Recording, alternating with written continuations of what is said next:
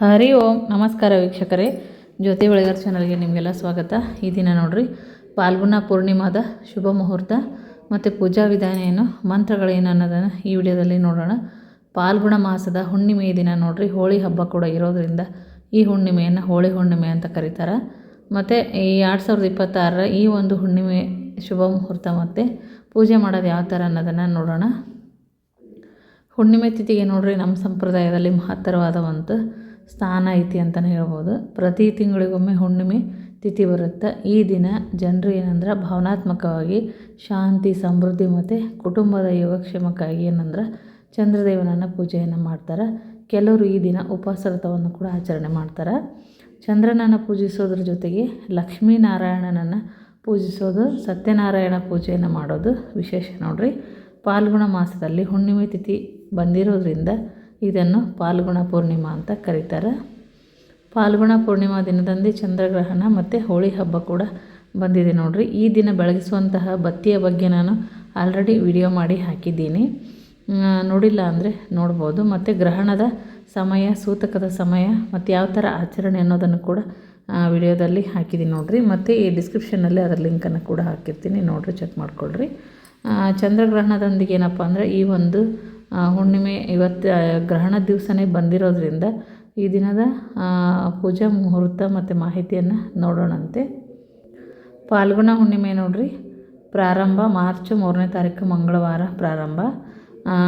ಅದು ಪೂರ್ತಿಯಾಗಿ ಅಂತಂದರೆ ಆವತ್ತೇ ಇರುತ್ತೆ ಮಂಗಳವಾರ, ಆದರೆ ಶುರು ಆಗೋದು ಸೋಮವಾರ ಸಂಜೆ ಮಾರ್ಚ್ 2ನೇ ತಾರೀಕು 5:56 ಇವತ್ತೇ ಪ್ರಾರಂಭ ನೋಡ್ರಿ.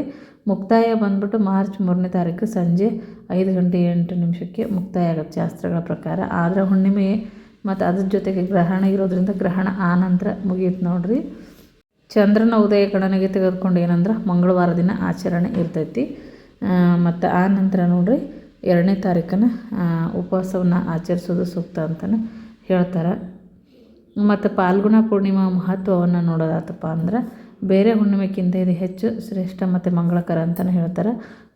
ವಿಷ್ಣು ಮತ್ತು ಲಕ್ಷ್ಮೀ ದೇವಿಯನ್ನು ಪೂಜಿಸಲಾಗುತ್ತೆ ನೋಡ್ರಿ. ಭಕ್ತರೇನಪ್ಪ ಅಂದ್ರೆ ಸಂಪತ್ತು, ಶಾಂತಿ ಮತ್ತು ಕುಟುಂಬದ ಯೋಗಕ್ಷೇಮಕ್ಕಾಗಿ ಏನಂದ್ರೆ ಲಕ್ಷ್ಮೀನಾರಾಯಣರ ಪೂಜೆ ಮಾಡ್ತಾರೆ. ಮತ್ತು ಪಾಲ್ಗುಣ ಪೂರ್ಣಿಮಾ ಪೂಜೆಯನ್ನು ಮಾಡೋದ್ರಿಂದ, ವ್ರತವನ್ನು ಆಚರಿಸೋದ್ರಿಂದ ಸಂಪತ್ತು, ಹಣ ವೃದ್ಧಿ ಆಗೋದಲ್ಲದೆ ಸಂತಾನ ಭಾಗ್ಯವನ್ನು ಕೂಡ ಪಡೆದುಕೊಳ್ತಾರೆ ಅಂತ ಹೇಳ್ತಾರೆ. ಮತ್ತು ಕೌಟುಂಬಿಕ ಸಮೃದ್ಧಿಗಾಗಿ ನೋಡ್ರಿ ಹೆಚ್ಚಿನವ್ರು ಏನಂದ್ರೆ ಈ ದಿನ ಪೂಜೆಯನ್ನು ಆಲ್ಮೋಸ್ಟ್ ಎಲ್ಲರೂ ಮಾಡೇ ಮಾಡ್ತಾರೆ. ಮತ್ತು ದೀರ್ಘಕಾಲದ ಏನಾದರೂ ಇಷ್ಟಾರ್ಥಗಳಿದ್ದರೆ ಈ ಒಂದು ಪೂಜೆಯಿಂದ ನೋಡ್ರಿ ಪೂರ್ಣಗೊಳ್ಳುತ್ತೆ ಅಂತಲೇ ಹೇಳ್ಬೋದು. ಮತ್ತು ಮಾನಸಿಕ ಶಾಂತಿ ಕೂಡ ಕರುಣಿಸುತ್ತೆ ಅಂತ ಹೇಳ್ತಾರೆ. ಅದೊಂದು ನಂಬಿಕೆನೂ ಐತೆ ನೋಡ್ರಿ. ಮತ್ತು ಚಂದ್ರದೋಷದಿಂದ ಮುಕ್ತಿಯನ್ನು ಪಡ್ಕೊಳ್ಳೋಕ್ಕೋಸ್ಕರ ಈ ದಿನ ಪವಿತ್ರ ಸ್ನಾನ, ದಾನವನ್ನು ಕೂಡ ಮಾಡ್ತಾರೆ.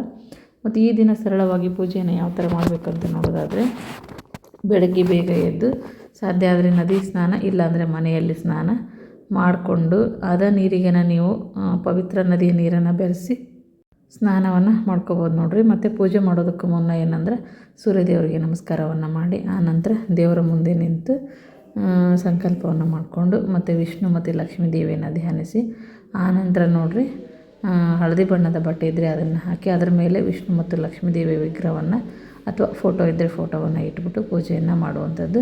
ನೀವು ಹೇಗೆ ಪೂಜೆಯನ್ನು ಮಾಡ್ತೀರ, ಅರಿಶಿನ, ಕುಂಕುಮ, ಗಂಧ ಏರಿಸಿ ಹೂವುಗಳನ್ನು ಮತ್ತು ಬಟ್ಟೆಯನ್ನು ಅರ್ಪಿಸಿ ಪೂಜೆ ಮಾಡುವಾಗ ವಿಷ್ಣುವಿನ ಮಂತ್ರಗಳನ್ನು ಪಠನೆ ಮಾಡೋದು ಒಳ್ಳೆಯದು. ಮತ್ತು ಅದರ ಜೊತೆಗೆ ವಿಷ್ಣು ದೇವನಿಗೆ ಪ್ರಿಯವಾದ ವಸ್ತುಗಳನ್ನು ನೈವೇದ್ಯವಾಗಿ ಅರ್ಪಿಸ್ಬೇಕು ನೋಡ್ರಿ. ಆನಂತರ ಪಾಲ್ಗುಣ ಪೂರ್ಣಿಮಾ ವ್ರತಕಥೆಯನ್ನು ಓದಿ ಬಳಿಕ ಏನಂದರೆ ಆರತಿಯನ್ನು ಮಾಡುವಂಥದ್ದು. ಚಂದ್ರ ಉದಯಿಸಿದ ನಂತರ ಏನಂದರೆ ಚಂದ್ರನಿಗೆ ಹಸಿ ಹಾಲಿನೊಂದಿಗೆ ಬೆರೆಸಿದ ನೀರನ್ನು ಅರ್ಪಿಸಿ ಆ ನಂತರ ಪ್ರಸಾದವನ್ನು ಸೇವಿಸಿ ಆಹಾರವನ್ನು ಸೇವಿಸುವ ಮೂಲಕ ಉಪವಾಸವನ್ನು ತ್ಯಜಿಸುವಂಥದ್ದು. ಮರುದಿನ ಸಾಧ್ಯ ಆದರೆ ದಾನವನ್ನು ಮಾಡುವಂಥದ್ದು ನೋಡ್ರಿ. ಮತ್ತು ಇನ್ನು ಇದೇನಪ್ಪ ಅಂತಂದ್ರೆ ಗ್ರಹಣ ಇರೋದ್ರಿಂದ ಗ್ರಹಣದ ನಂತರನೇ ನೀವು ಎಲ್ಲ ಮತ್ತೆ ಪೂಜೆಯನ್ನು ಮಾಡ್ಕೋಬೇಕು. ಬೆಳಗ್ಗೆ ಪೂಜೆ ಆದ್ರೂ ಮತ್ತೆ ಪೂಜೆಯನ್ನು ಮಾಡ್ಕೋಬೇಕು ನೋಡ್ರಿ. ಮತ್ತು ಇದ್ರ ಜೊತೆಗೆ ಈ ದಿನ ಪಠಿಸುವಂಥ ಮಂತ್ರಗಳನ್ನು ನೋಡೋಣ. ವಿಷ್ಣುವಿನ ಮಂತ್ರವನ್ನು ಪಠಿಸ್ಬೋದು. ಮತ್ತು ಓಂ ಸೋಮ ಸೋಮಾಯ ನಮಃ, ಓಂ ನಮೋ ಭಗವತೆ ವಾಸುದೇವಾಯ, ಓಂ ಶ್ರೀಂ ಹ್ರೀಂ ಶ್ರೀಂ ಕಮಲೆ ಕಮಲಾಲಯೇ ಪ್ರಸೀದ್ ಪ್ರಸೀದ್, ಓಂ ಶ್ರಾಂ ಶ್ರೀಂ ಶ್ರೌಂ ಚಂದ್ರಮಸೇ ನಮಃ, ಓಂ ಶ್ರೀಂ ಶ್ರೀಂ ಚಂದ್ರಮಸೇ ನಮಃ, ಓಂ ದಶಿ ಶಂಖತುಷಾರಾಂಬಂ ಕ್ಷೀರೋದಾರ್ಣವ ಸಂಭವಂ ನಮಾಮಿ ಶಶೀನಂ ಸೋಮಂ ಶಂಭೋ ಮುರ್ಕುಟಭೂಷಣಂ ಓಂ ಅಮೃತಂಗ ಅಂಗಾಯೇ ಕಲಾರೂಪಾಯ ಧೀಮಹಿ ತನ್ನೋ ಸೋಮ ಪ್ರಚೋದಯಾತ್.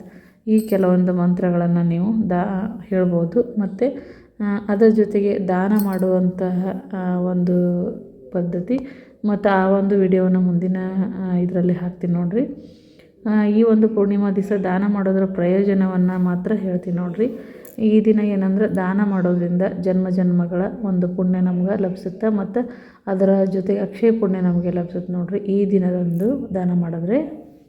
ಅದರಲ್ಲೂ ಏನಂತಂದ್ರೆ ನಿರ್ಗತಿಕರಿಗೆ ಮಾಡುವಂತಹ ದಾನ ಏನಪ್ಪ ಅಂದ್ರೆ ವರ್ಷವಿಡೀ ಸಂಗ್ರಹವಾದ ಮತ್ತು ಹಿಂದಿನ ಜನ್ಮದ ಪಾಪ ಕರ್ಮಗಳೆಲ್ಲ ನಮ್ಗೆ ಪರಿಹಾರ ಆಗುತ್ತೆ ಅಂತಲೇ ಹೇಳ್ಬೋದು ನೋಡಿರಿ. ಪಾಲ್ಗುಣ ಪೂರ್ಣಿಮೆ ದಿನ ಆಹಾರ ಅಥವಾ ಬಟ್ಟೆಗಳನ್ನು ದಾನ ನೀಡೋದು ಪಿತೃಗಳ ಆತ್ಮಕ್ಕೆ ಶಾಂತಿ ದೊರೆಯೋದಲ್ಲದೆ ನಮಗೂ ಕೂಡ ಪಿತೃದೋಷದಿಂದ ಮುಕ್ತರನ್ನಾಗಿ ಮಾಡುತ್ತೆ ಅಂತ ಹೇಳ್ಬೋದು. ಮತ್ತು ಆದಷ್ಟು ಬಿಳಿ ಬಣ್ಣದ ವಸ್ತುಗಳನ್ನು ದಾನ ಮಾಡೋದು ಶ್ರೇಷ್ಠ ನೋಡಿರಿ. ಯಾರ ಜಾತಕದಲ್ಲಿ ಚಂದ್ರನ ಸ್ಥಾನ ಆವಾಗ ಕಡಿಮೆ ಇರುತ್ತೋ ಅವರಿಗೆ ದೃಢ ಆಗುತ್ತೆ ಅಂತಲೇ ಹೇಳ್ಬೋದು. ಚಂದ್ರನ ಸ್ಥಾನ ದೃಢ ಆಗುತ್ತೆ ಈ ಥರ ಒಂದು ದಾನ ಮಾಡೋದ್ರಿಂದ. ಮತ್ತು ಈ ಒಂದು ಮಾಹಿತಿ ಇಷ್ಟ ಆಗಿತ್ತಪ್ಪ ಅಂದರೆ ವಿಡಿಯೋಕ್ಕೊಂದು ಲೈಕ್ ಕೊಡಿರಿ, ಶೇರ್ ಮಾಡಿರಿ, ಕಮೆಂಟ್ ಹಾಕಿರಿ. ಹಾಗೆ ಇನ್ನು ಯಾರು ನಮ್ಮ ಚಾನಲ್ಗೆ ಸಬ್ಸ್ಕ್ರೈಬ್ ಆಗಿಲ್ಲ ಸಬ್ಸ್ಕ್ರೈಬ್ ಆಗೋದನ್ನು ಮರಿಬೇಡ್ರಿ. ಮತ್ತೆ ನಾನು ಹೊಸ ಮಾಹಿತಿಯೊಂದಿಗೆ ಮುಂದಿನ ವಿಡಿಯೋದಲ್ಲಿ ಸಿಗ್ತೀನಿ. ವಿಡಿಯೋ ನೋಡಿದ್ದಕ್ಕಾಗಿ ಎಲ್ಲರಿಗೂ ಧನ್ಯವಾದಗಳು.